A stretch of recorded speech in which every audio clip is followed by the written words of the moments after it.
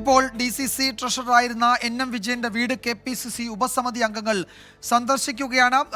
കുടുംബത്തിൽ നിന്ന് വിവരങ്ങൾ ശേഖരിക്കുകയും അവർക്ക് പറയാനുള്ളത് കേൾക്കുകയും ചെയ്യുമെന്നാണ് നേതാക്കൾ അറിയിച്ചത്. സുർജിത്ത് അയ്യപ്പത്ത് വിവരങ്ങൾ നൽകും വയനാട്ടിൽ നിന്ന്. സുർജിത്ത്, കുടുംബാംഗങ്ങൾക്ക് ഈ വിഷയത്തിൽ വലിയ പരാതിയുണ്ട്. കോൺഗ്രസ് നേതൃത്വം അവരെ പരിഗണിച്ചില്ല, അവഗണിച്ചു, ആരോപണങ്ങൾ കേൾക്കാൻ പോലും തയ്യാറായില്ല തുടങ്ങിയ ഗൗരവമുള്ള പരാതികളുണ്ട്. അതിനിടെയാണ് ആ വീട്ടിലേക്ക് നേതാക്കൾ എത്തുന്നത്. എന്താണ് വിവരങ്ങൾ?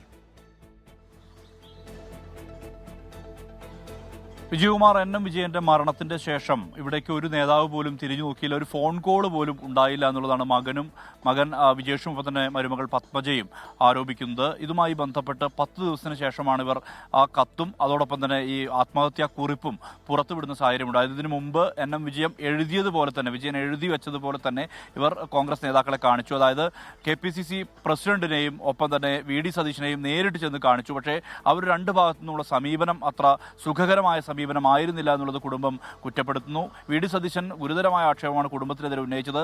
CPM-ന്റെയും അതോടൊപ്പം തന്നെ BJP-യുടെയും ചില സ്വാധീനം ഇവർക്ക് പിറകിലുണ്ട് എന്നുൾപ്പെടെയുള്ള ആക്ഷേപങ്ങൾ ഉന്നയിച്ചു. മാത്രമല്ല, തന്നെ ഭീഷണിപ്പെടുത്തുന്ന സ്വരത്തിൽ അവർ സംസാരിച്ചു എന്നുള്ള തരത്തിലുള്ള പ്രതികരണം VD സതീശന്റെ ഭാഗത്തു നിന്ന് ഉണ്ടായി.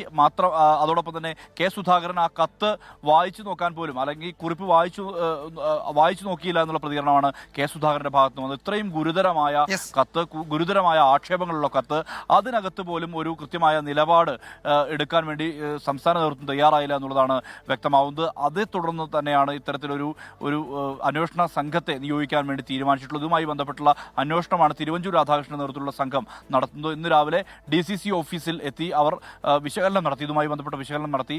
IC ബാലകൃഷ്ണനെ മാറ്റി നിർത്തിക്കൊണ്ടുള്ള ഒരു അന്വേഷണമല്ല എന്നുള്ളതാണ്. എല്ലാവരെയും കേൾക്കുമെന്നുള്ള തരത്തിലുള്ള നിലപാടാണ് സ്വീകരിച്ചത്. ഇതിന്റെ ഭാഗമായാണ് ഇപ്പോൾ ഈ 4-അംഗ സമിതി. മറ്റ് DCC നേതാക്കൾ ആരും തന്നെയില്ല. അവർ വീട്ടിലേക്ക് എത്തി ഇപ്പോൾ കുടുംബാംഗങ്ങളുമായി വിശദമായി സംസാരിക്കുകയാണ്. അവരുടെ വിശദമായ മൊഴി ഉൾപ്പെടെയുള്ള എന്തായാലും ആ കുടുംബാംഗങ്ങൾക്ക് പറയാനുള്ളത് കോൺഗ്രസ് നേതാക്കൾ 4-അംഗ സമിതി ഇപ്പോൾ കേൾക്കുകയാണ്. അതിനുശേഷം എന്തെങ്കിലും കൂടുതൽ പ്രതികരണങ്ങൾ ഉണ്ടാകുമോ എന്ന് നമുക്ക് പരിശോധിക്കാം. സുർജിത്ത് അയ്യപ്പത്താണ് വിവരങ്ങൾ നൽകിയത്.